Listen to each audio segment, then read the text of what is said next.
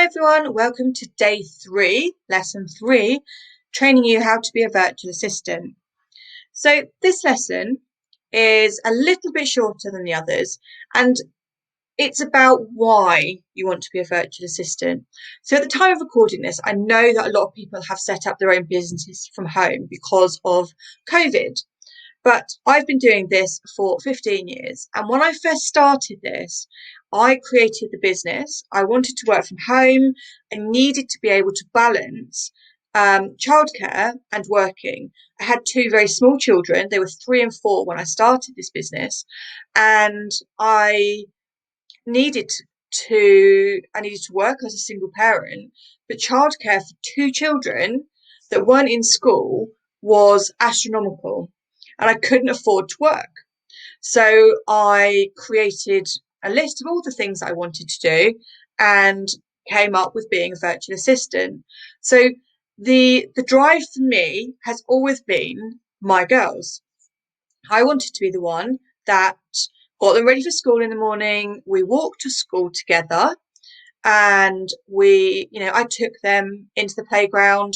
I took them to their classroom. I was able to talk to the teacher if they, had any issues. And again, in the afternoon, I was always the one picking them up, when they came out of school, and we'd walk home together. We'd stop at the park. We'd have fun. If they were ill, I was able to just stop what I was doing, drive to the school, pick them up.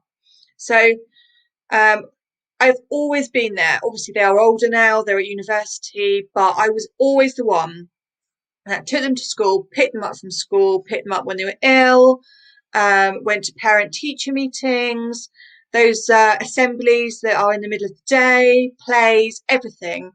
I was there. The only thing that I ever wanted, once I found out I was pregnant, was to be present in my children's lives.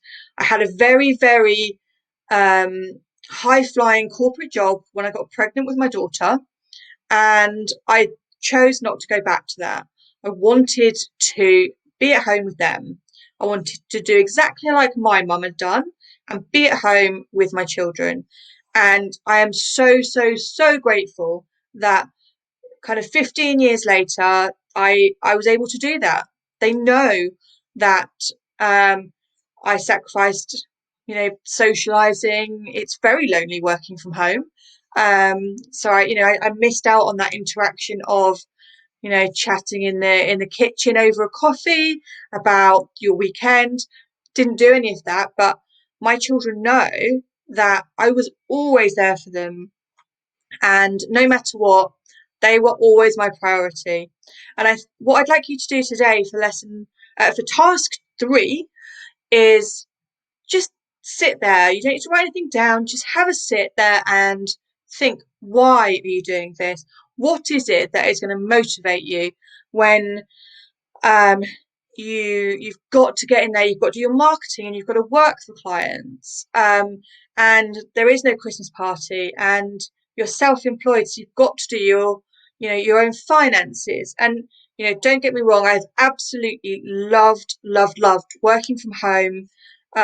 Cold days, you can have your blanket, you can have your slippers on.